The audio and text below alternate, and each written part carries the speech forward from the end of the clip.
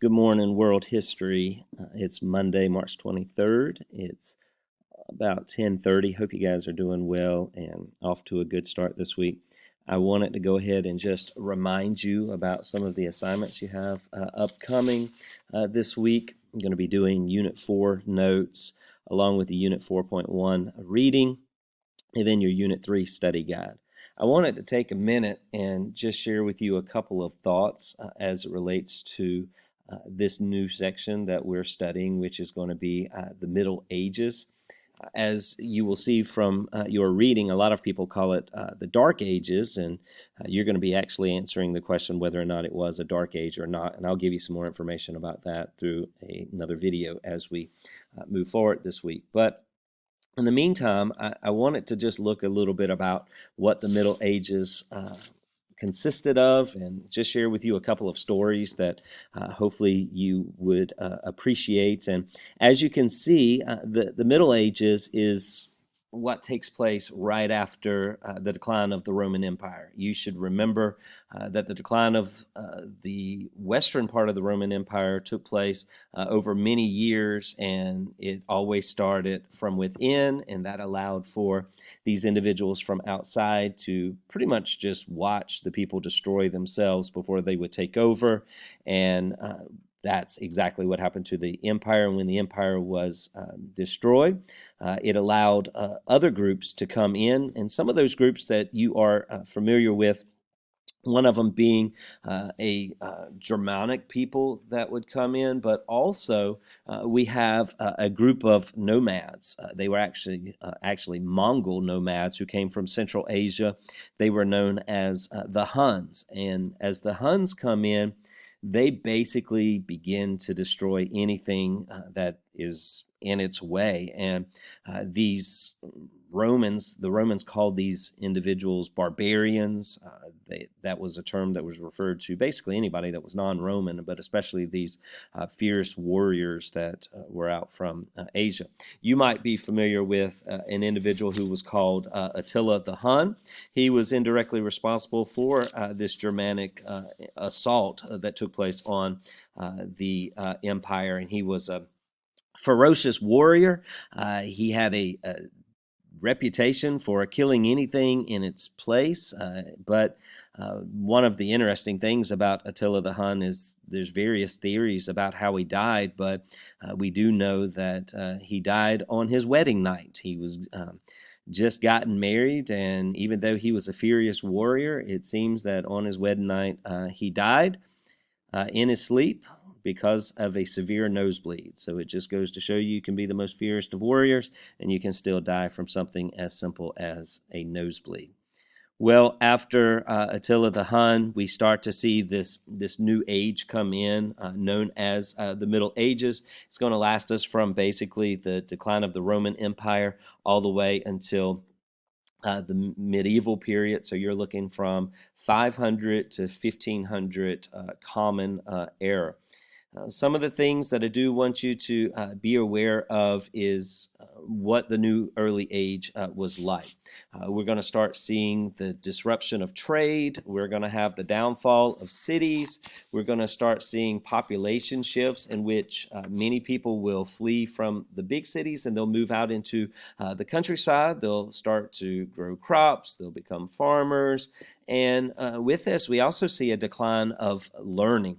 So one of the things that I really want you to pay attention to is understanding that with the beginning of the Middle Ages, we see disruption of trade, downfall of cities, we have the population shifts, and finally we will have the decline of learning. And all of that basically leads to the destruction of the Latin language, because these German-speaking people are going to mix with the Roman population, and Latin is going to start changing, and no longer is it going to be the official language or even an understood language, because different dialects are going to develop. New words, new phrases are going to become part of everyday speech, and pretty quickly by the 800s, you're going to start seeing French, Spanish, and other types of language that will evolve from Latin but will become more common everyday language other than Latin.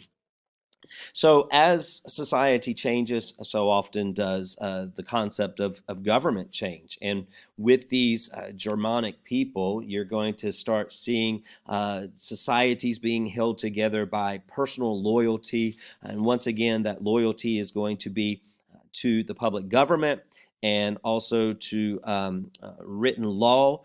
But that starts to change by some individuals who just basically want to please the guy who's in charge because he gives them weapons, he gives them food, he gives them treasure. So if that guy's going to help you out, then of course that's the guy you want to follow. You're willing to fight to the death for that individual because he's the one that provides for you. And so if some stranger just comes in and wants to be in charge, well, you're not going to want to follow him because he hasn't provided you the goods. He hasn't taking care of you like a son or like a daughter. And so we start seeing that once again, you saw this in Rome, that people start following individuals rather than following a government. And that creates all of these smaller little kingdoms, all of these smaller little people that start being in power. And that's just, once again, going to lead to what we've talked about, how empires fall, because fighting from within, which is going to allow people from coming from without. I did want to share with you the story of a Germanic king who pretty much starts this group of people known as the Franks or the Franks, and it was established by a man whose name was Clovis. And Clovis is the founding father of like this dynasty. He will assume the throne at the age of 15. So you can imagine your age. And here he comes taking over, being in charge. And just a couple of interesting stories about Clovis that you might find familiar or fascinating. And Clovis was a warrior, and when we say that he was a warrior, we mean that in the very true sense of being a warrior. It is said that Clovis never had a haircut. He had the longest hair, and some people even refer to him as Clovis, the long hair king. And just to show you just how powerful he was, and also, I guess, how mean he was, there was a story in which Clovis and his soldiers, remember, the soldiers are going to follow after the warrior. They're going to take care of their king because he gives them treasure and goods and provides them food. And so they had just conquered this area, and they were going through all of the stuff that had been left behind. And as they're rummaging through things, one of his soldiers spills or breaks this really nice vase, and he had was kind of going through the house or the village wherever he was, and this soldier had taken an axe, and this precious vase or vase had been destroyed. And Clovis was really upset because he knew it was worth a lot of money, and he wanted it for himself. And here's one of his soldiers that destroyed it. Well, Clovis says nothing about it that particular day. He's really upset, but he just kind of lets it go until the next day. And on the next day, Clovis gets his soldiers and he lines them all together for like a weapons gear inspection. And in front of the whole army, Clovis asks this guy to come forward. And he inspects them and he says, "Hey, there's a problem with you. And the problem is that your boots aren't shiny enough. And I want you to shine your boots." So the guy bends down to check his shoelaces, to shine his boots, to see what's going on. And at that moment, while he's bent down shining his boots, Clovis takes an axe and splits the guy's head wide open. So just to show you that you don't mess with Clovis. But Clovis will have a change, if you will, and he is the one that is actually responsible for bringing Christianity to this area. His wife had urged him to convert to her faith, which was Christianity, and he had always refused, and he had said, "I'm not going to follow that religion. That religion means nothing to me. It's worth nothing. I'm not going to follow a God that I can't see." Until he met up with this other group that he was fighting against, and he knew that he was about to be defeated. And of course, you've heard that expression that even atheists believe in a God when they're in a foxhole, when they're fighting a battle. And so Clovis is afraid that he's about to be defeated. He recognizes that he's going to lose everything that he has. And so at that moment, he appeals to God. He appeals to the Christian God. And he actually gives this quote. He says, "For I have called on my gods, but I find that they are far from my aid.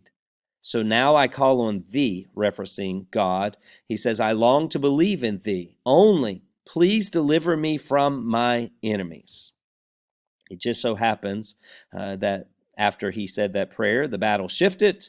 The Franks won, and afterward, Clovis and 3,000 of his warriors, all at the same time, were baptized. And that pretty much starts this whole Christian movement here in Europe, and where we're going to start seeing the Pope come into being. We're going to see monasteries being established where Christian men are willing to give up everything that they have to become monks, to become servants of God. We start seeing nuns become a part. So, really, if you think about this whole Christian movement in Europe starts with a guy who was fearing for his life, who was fearing that he was going to be defeated, and he prayed to God, and God heard his prayer, and he wins the battle, and by winning the battle, he brings Christianity, this new movement, into this particular area. And politics, of course, will have a key role in spreading Christianity, and